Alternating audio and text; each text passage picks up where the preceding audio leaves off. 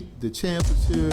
It is time to listen in to the Commish Radio Show. Now, you're probably wondering, as many people have wondered all across the world, loved by many, hated by a few, respected by all, we're second to none. And we're going to prove that because we are expecting a phone call from Germany today, in which we will be talking to Tula Sama. Now, Tula Sama is a Swahili word meaning to read. And, to prove that point, Tula Sama, the book fair, will be at the African American Museum this Saturday. Not today, next Saturday. Let's try that, next Saturday, because this Saturday obviously means today. So let's move it forward to next Saturday. So, we got a lot of great people that'll be coming out to see and also to have their works read as well.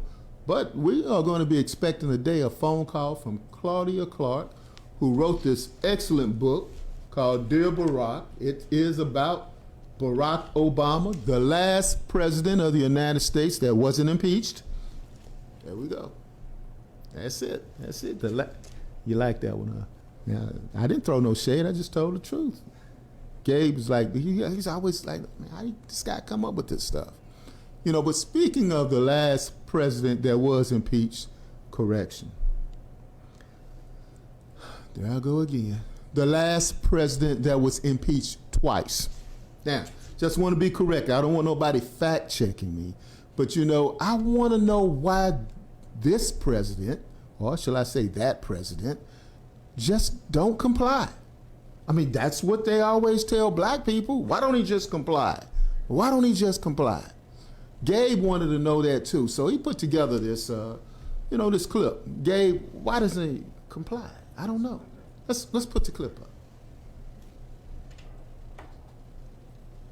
Former President Trump's Florida mansion turned up top-secret government documents. They were released by a federal judge after Mr. Trump opted out of any legal action to block the records from being made public. And so just a few days after the raid, tonight we know what federal prosecutors and the FBI wanted and what they found. How do you feel, Mr. Trump? In a week filled with stunning legal setbacks for ex-President Trump, tonight comes the most significant and specific. This search warrant that was authorized by a federal judge who determined that there was evidence of crimes inside Mr. Trump's Palm Beach, Florida manor known as Mar-a-Lago. When FBI agents executed the search warrant on Monday, they retrieved boxloads of sensitive material. What they found and removed listed in this second document released today, an inventory of items that were found and taken by federal authorities. This warrant tells us the what's. It tells us what documents were searched for. It tells us what criminal statutes are potentially being considered and are the focus of the investigation, but it doesn't tell us the why. Why were the documents located there? Why were they removed from the White House? Why haven't they been returned to government officials? We won't know those answers from this document. Classified materials must be prepared for transmission or transportation. Concerns about classified document security, especially at the highest levels of government, are so intense that training videos such as this are aimed at instructing employees on how to package and transport sensitive records, so that no one can see the material inside. According to the records, agents found top-secret government documents inside Mr. Trump's home spanning several classified levels,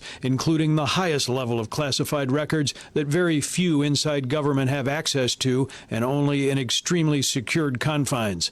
The investigation zeroing in on three separate possible violations of federal law: obstruction of justice, concealment, and whether Mr. Trump broke the U.S. Espionage Act by having top-secret defense records at his house while out of office. Is it possible at the end of the day the government just wanted its documents back? Well, it's certainly true the government wants its documents back, but it's also the case that to get this search warrant, they had to establish that crimes had likely been committed. The top-secret search at Mar-a-Lago was unprecedented and unnecessary, according to a Trump spokesperson. Tonight, former President Trump himself claiming he would have turned over the records if requested, and says the documents seized by federal agents had all been declassified. Hey, if you like that video, be sure to subscribe. All right. It seemed like Trump was just caught red-handed again.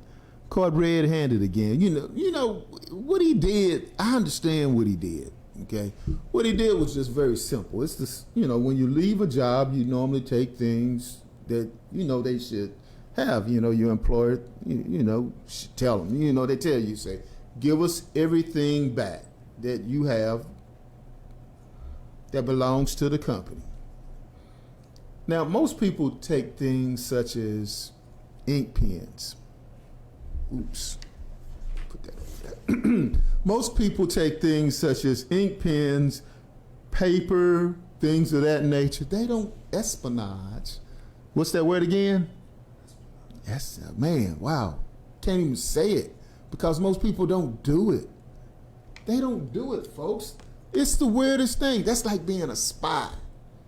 So what they're doing is they're accusing the ex-president of the United States of being a spy, of having classified information that he shouldn't have.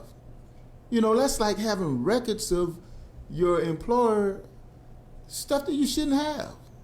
You're supposed to give all that stuff back, or in this particular case, you leave it at the White House. Now, this is what happened, folks. This is what happened, straight up. What happened was this. Trump decided to take some things home with him.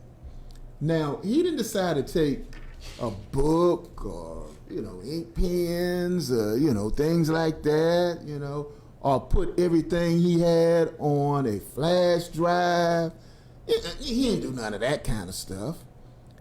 He took 31 boxes. They showed the FBI going through the house, the office space, because it just wasn't his house. He has office space there in Mar-a-Lago because they consider this the Western White House. So it's like the White House. So they came and they got 15 boxes, if I'm not mistaken, the last time. But this time they received 11 more boxes. Like, wow, what's going on? What is really going on with this? What did he take? Why did he take it? Why does he want to keep them? Like things about the codes to nuclear weapons and that kind of thing. What is that really about? And then the president, I'm sorry, because we only have one president. That's called Joe Biden. That's the same one who's on a record this now. Inflation's gone down a little bit. Gasoline, everybody was complaining about gasoline being $4 a gallon. Not $4 a gallon now. So we blamed him when gasoline was that high, even though he don't run any of the gas stations, but we blamed him about that kind of thing. But now what we have is a situation now in which that president, 45, has now, they're investigating him. They're investigating him, and they're investigating him because they say he has records that he shouldn't have. The bad part about it, folks, is that I want you guys to share this because this breaks it down. I know some of y'all don't look at the news all the time, but I'm going to break this stuff down. Homeboy to homeboy style. Man to man. That kind of deal. So the bad thing about this is they asked him real nicely because, he's like, former president. They said, Mr. President, we'd like to have some of these records back and we know you have them. He said, I don't know what you're talking about. He said, you have the records. We know you have the records. Well, you need to come down here and check it out. Then he told them which room he had them in. Yeah, he told them. He said, I got them in that room. I got some records in that room. I got some records in that room. So I thought you didn't have no records. I didn't know which records you was talking about. You know how when you get busted when somebody come over your house and you say, ain't that my weed eater? And you go, oh, no, I got that weed eater last year when Ray Ray gave it to me. Ray Ray? Who the hell's Ray Ray? That's my weed eater. It got my initials on it. Richard Roundtree. Oh, those Ray Ray's initials. Ray Ray. No, that's my weed eater, man. It's, oh yeah, you got me. That is your weed eater. That's what happened when they came by the last time. So they said, well, I tell you what, we're going to be nice about this whole thing. What we're going to do is we're going to tell you to go ahead and give us the records back. So they cataloged the records. And then that's when they decided we need to do a search warrant on this. Now, everyone's talking about there's a raid. I got it. It sounds so good. There's a raid. If you follow me on Twitter, EdGray1906, and follow me on IG, I've been blowing this up. I really have been. But, you know, that music raid, the music by, oh, you checked it out, Gabe? Yeah, Gabe's an old soul, so he knows it. It's by Lakeside. I played that, put that track on there. So when they did the search warrant for Donald Trump, he wasn't at home. It wasn't like they did a search warrant for him like the way they normally do search warrants, like with Breonna Taylor early in the morning and everything, waking people up with guns drawn. They didn't do that. They waited for Trump to leave because he had a court appearance somewhere else. You didn't know that, did you? The court appearance that he had in New York City, where he pleaded 400 times, saying, I plead the fifth on grounds that may incriminate me. 400 times. Let's count. 1, 2, 3, 4. You getting the message, right? If you did that count 400 times, we would still be here and the show would be going off the air. That's how many times he pleaded the fifth. So he was there in New York City to plead the fifth when at the same time, unbeknownst to Donald Trump, I thought I heard the door. Why? I don't know why the FBI, they don't ring doorbells. Because they know you got ring. That's the reason why they don't do that. So they just knock on the door and you, who is it? They do the FBI. We're here for the rest of the records. What records? Think you need to be over there. We'll find them. And they went through Mar-a-Lago and found 11 other boxes. Hey, that's what it is. So now we'll figure out what's in those boxes when we come back. But meanwhile, we got the Tula Sama drop. You know, Tula Sama drop is, you know, Why We Read. We're going to play that, and we're going to play some music for you for a second. Hey, when we come back, and we'll talk some more about Donald Trump and what you can do. Yes, you can do as well. All right? Do you love reading books? Then make sure you come out to the 17th Annual Tulasoma South Dallas Book Fair on August 20th from noon to 4 p.m. at the African American Museum located at 3536 Grand Avenue in Dallas. This is a free event with author presentations, open mic poetry, performances, book signings, kids activities, and more. For more information, please visit tullasomabookfair.org or call 214-565-9026. Hey, Claudia. Who was that masked man? You mean you don't know? That was Claudia. the masked man. Yes. Mitch. How you doing? Saturdays from 5 Good. to 6 p.m. on the Fishbowl Radio This is my Network. first time ever doing it.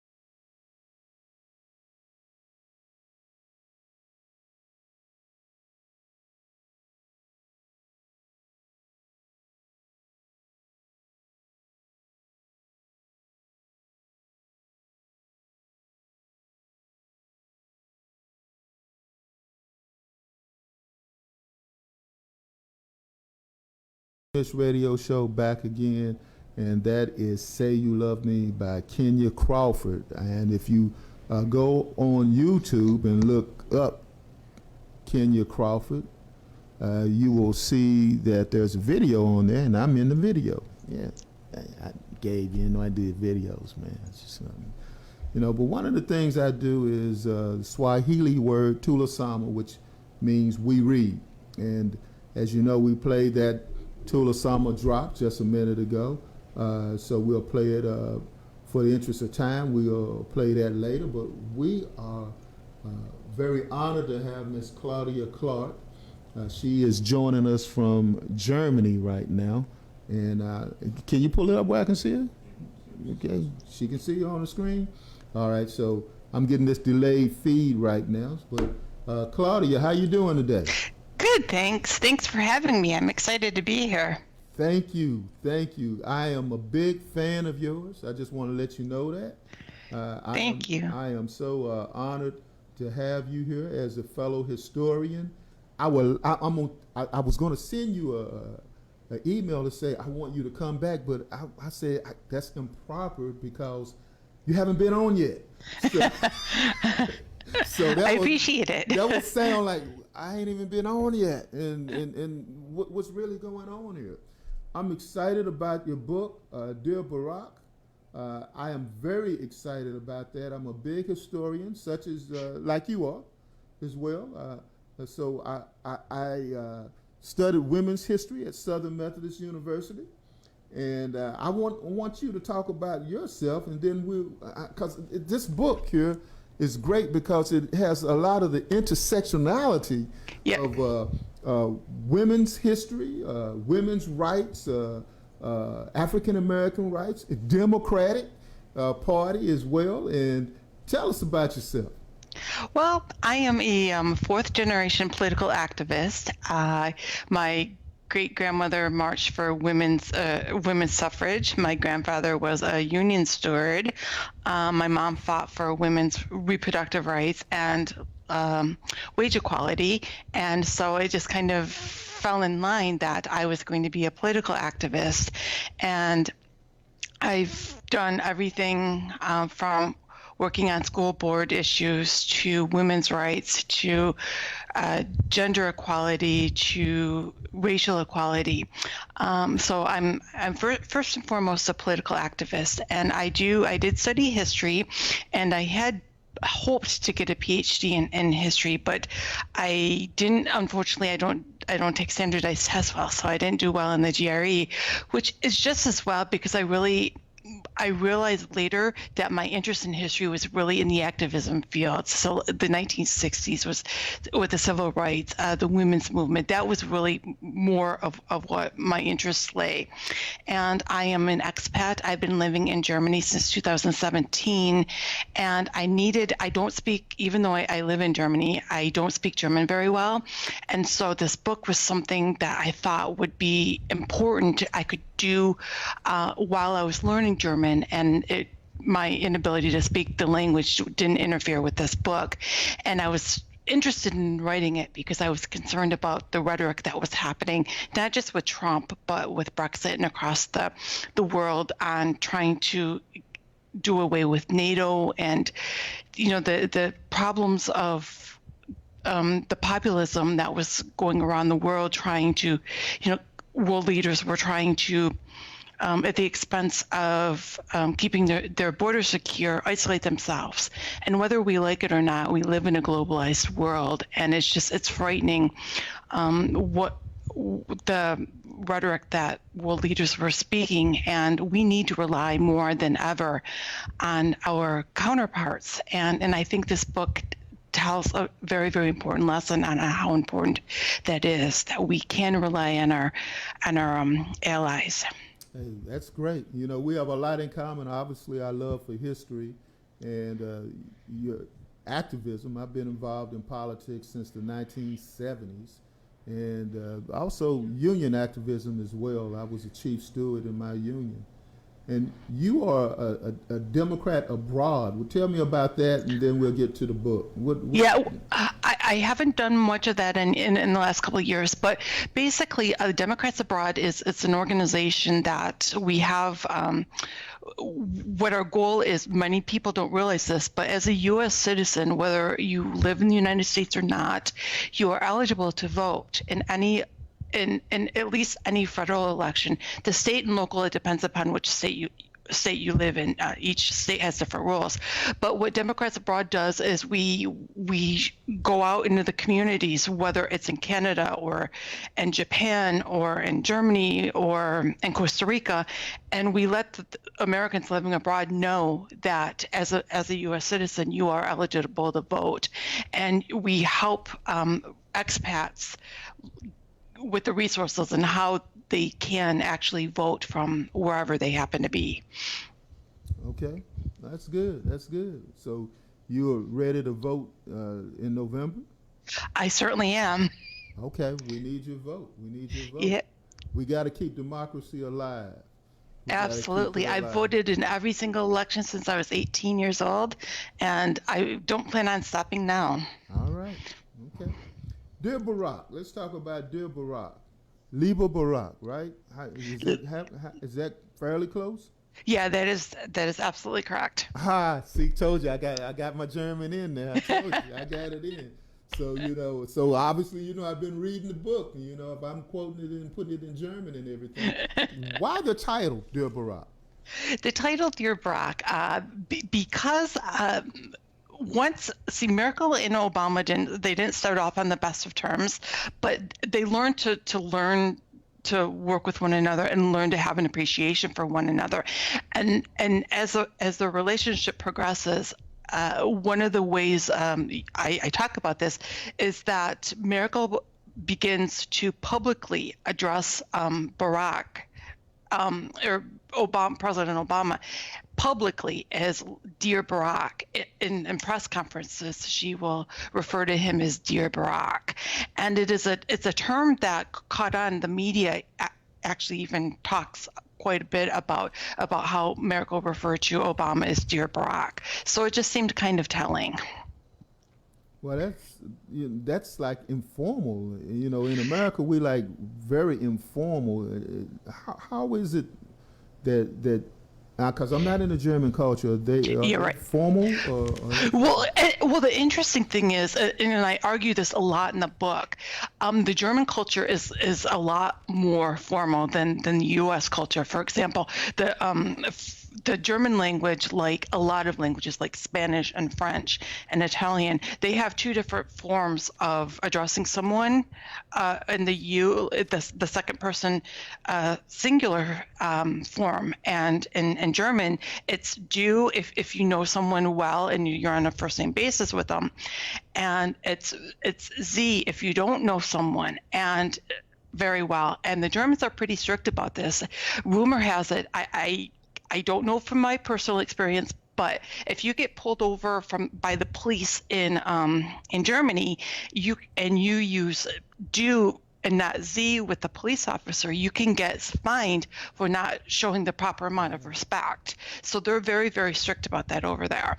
And in fact, when you go to a doctor's office over here, they refer to you as Frau, which is the German word for miss, instead of by your first name. So it's really a lot more formal than it is in the United States.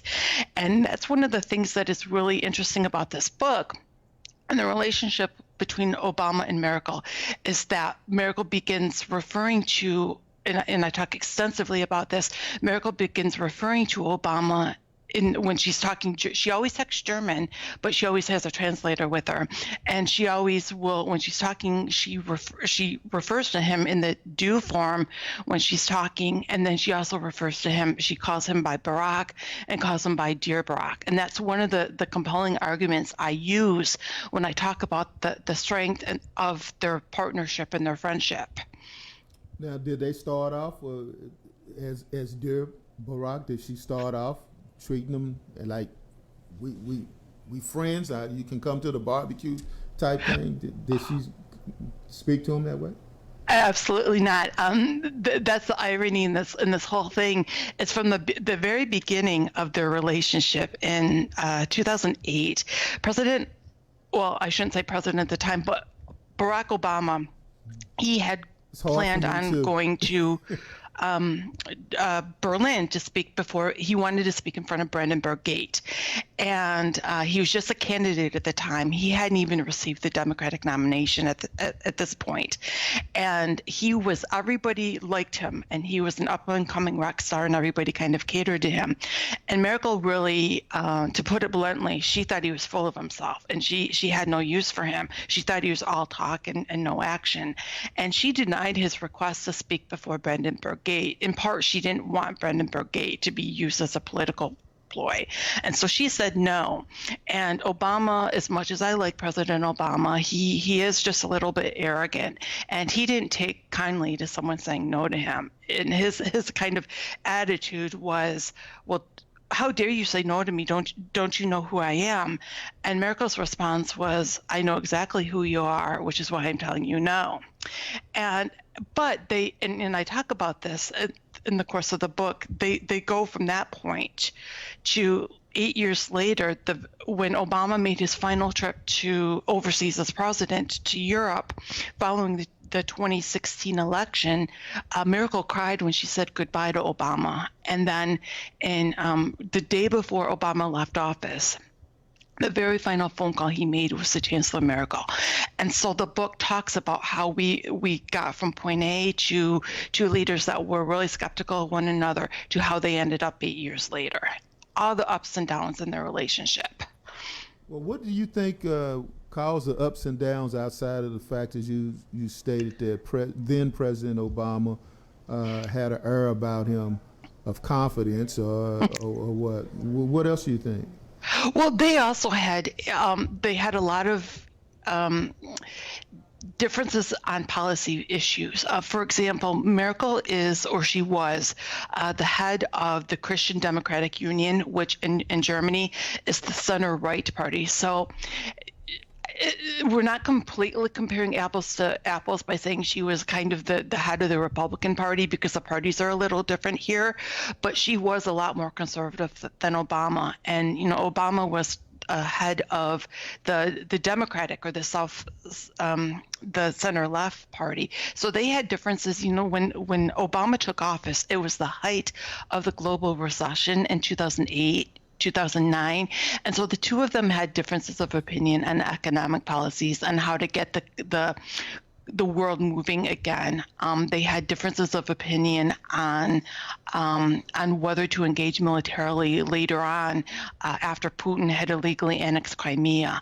There was controversy when it was revealed that the Obama administration was wiretapping Merkel's personal cell phone. So there were these scandals, so to speak, but that happened while they worked together. But conversely, they also had really important high points of their relationship. President Obama awarded Chancellor Merkel with the Presidential Medal of Freedom, and that's the highest honor a civilian can receive, and one that's rarely granted to non-U.S. citizens. So there was that component. They worked together to create they worked with other world leaders for the Paris Climate Accord, for the Iran nuclear deal. So they worked, they had a lot of respect for one another, despite their differences on policy issues and their differences where America was kind of the person that would be the one that would do the arm wrestling to get deals done behind the scenes.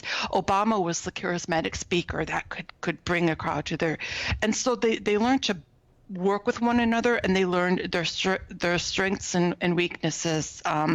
They learned to complement one another. Well, hey, that's quite a bit of a change now for our viewers that are listening in. And this show is in Texas, and we're more precise, Dallas, Texas. Some people may not be familiar with Chancellor Angela Merkel. Could you tell us about who Angela Merkel is?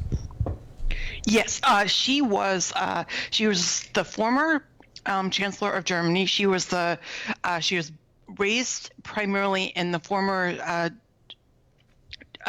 East Germany, so Soviet-occupied East Germany. She was the head of the Christian Democratic Union, or the center right, and she was She's been she was the Chancellor of Germany from 2004 to 2021, the longest serving Chancellor of Germany. She was a first for Germany in many ways. She was the first woman chancellor ever. She was the youngest when she was elected at 54, and she was the first woman from the former East Germany. So, and she had a background in physics before entering political life. She was she had a PhD in quantum physics. So she's a very, very brilliant published researcher, scientist. And when she was 35, the Berlin Wall fell down, and that opened opportunities for her to enter the political realm. And she also went through something similar to Hillary Rodham Clinton about her name as well, did she not? Yes and no. Her maiden name, like her born maiden name, was Kastner, and then when she was just really young, when she was 21, I think, or 22, right out of college, she married a man whose name is whose last name is Miracle, which is not the name she uses now. And that marriage only lasted about 4 or 5 years, and then many years later, in I think it was 1990, she married her second husband, whose name is Joachim Sauer, and she still continues to use Miracle. Has been her name that she's used that she has used since the beginning. That's great. That's a brilliant question. I mean, an answer too, because you broke it down. Yes and no. Yeah, right in some parts, but let me go ahead and clarify that. So, yeah. Well, I remember reading, because I didn't.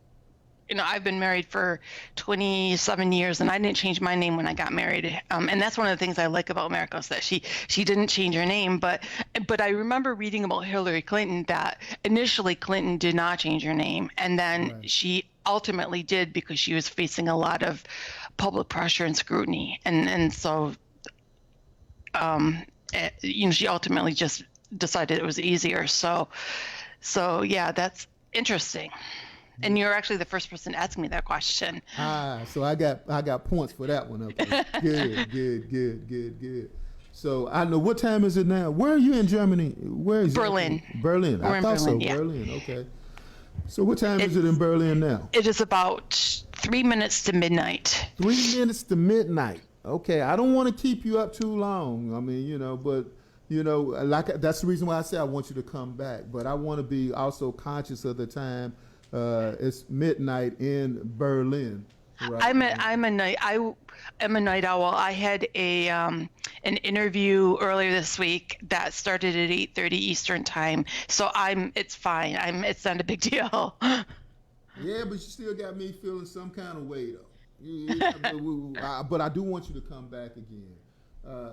Like I said, I'm halfway through the book. I wanted to get all the way through it.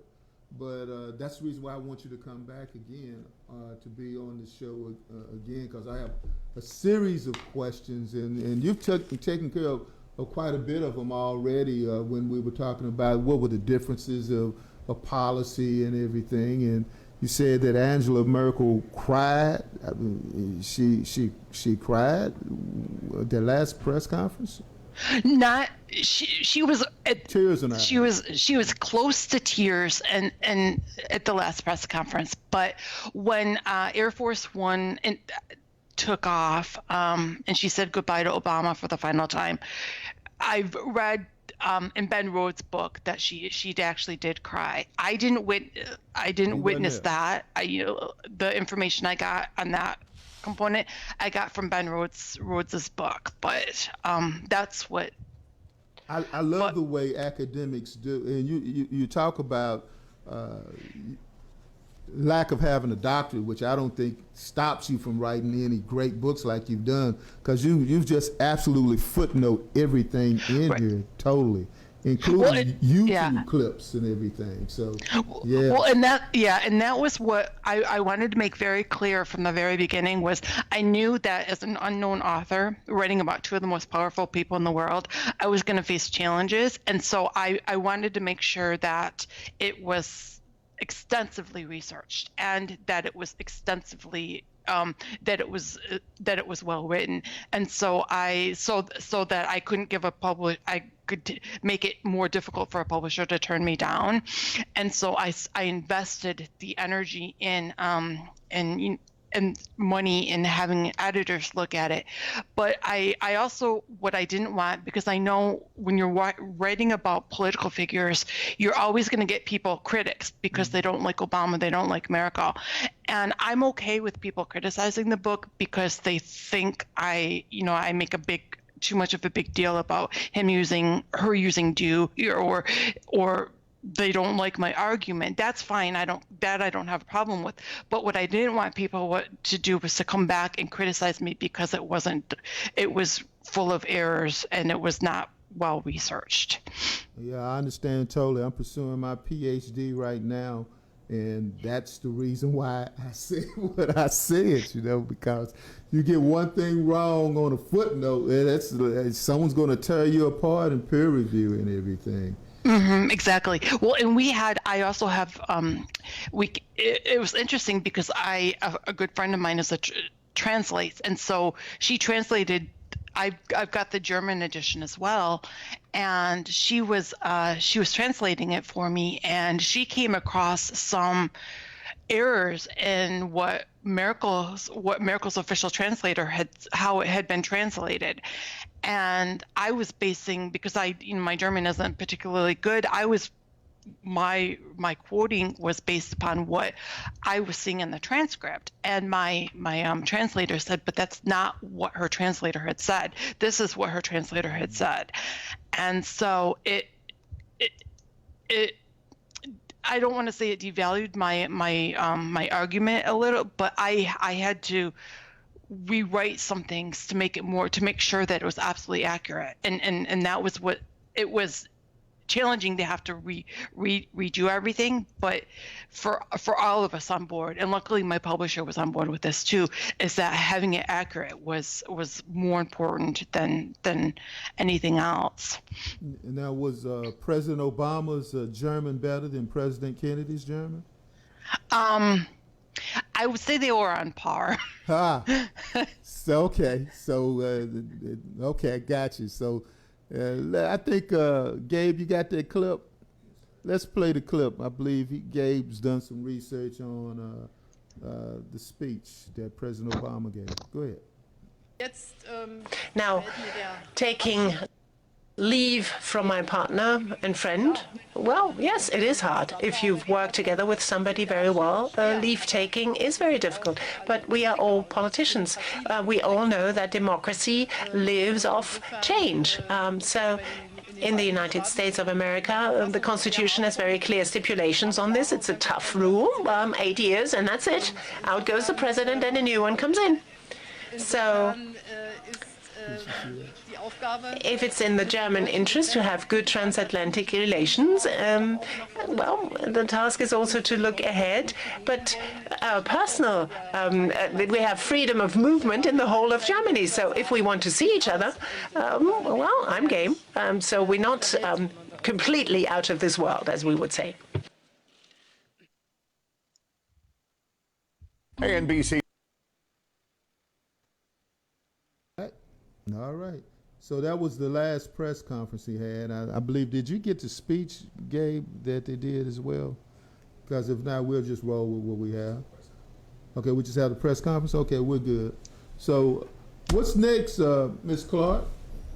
Well, I'm right now. I'm working on I've got several things going on. I'm brushing up on my French and my German, so that ultimately I would like to be able to work for an NGO or the EU or the UN. But I've got to get my German skills up to par on that. So I'm doing that. I am working on getting to become a certified travel or tour manager, so that I can give tours in Berlin, so that people that come to Berlin and they want a tour of the museums and the cities and what the East what was East Germany, what was West Germany. I can give them tours. That's something that I would like to do on the side for fun, because I think I can use my history background.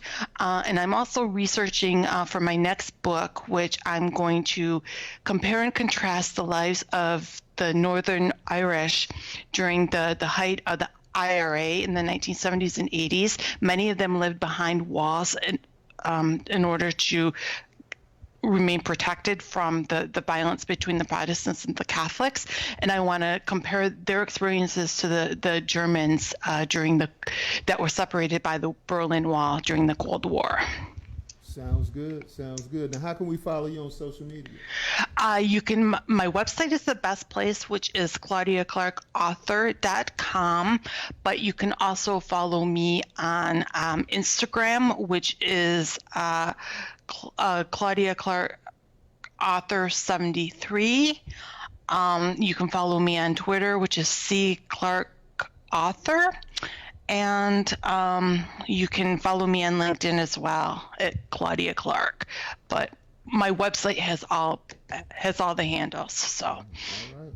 I joined you. I followed you on. I will follow you on Twitter. My Twitter handle is edgray1906, and Instagram is edgray1906. So I'll be putting together pictures of us together on this Skype call, and also I will be posting on Twitter the interview as well. And all right. You have YouTube? Not yet. I'm working on it. Okay. So I'll put this on YouTube as well. So we want you to come back again. If there's anything that pops off in Germany, can I feel free to call you? Hopefully it won't be at 12 o'clock midnight as we're calling now. Yeah, anytime. I welcome it. All right. Thank you. I appreciate you very, very much. And I will get back in touch with you. I'm halfway through the book, and with a good reading tonight, hey, I'll be able to call you tomorrow and say, hey, guess what? I'm done. Well, thanks so much for your enthusiasm and your support. It means a lot. Thank you. I appreciate you. Take care. All right. Okay. Bye-bye. Good night. All right, Gabe. Back again, Commish Radio Show. We read, Tulasama, we read. Tulasama, which is going to be at the African American Museum next week. See, I didn't say this Saturday, because this Saturday meant you've been going down there. They say, oh, I'm ready to pick up the Deborah Rock book, and boom, it's not there, and nobody's there in the parking lot. You'd be mad at me. But you know what? What you can do is go down to Tulasama African American Museum next week, beginning next Friday, and check us out. But we'll be right back. But thank you for tuning in. A Commission Book Club, Deborah Rock. Hey, check it out. Claudia Clark, pick the book up. We'll see you guys in a few. Take care. Do you love reading books? Then make sure you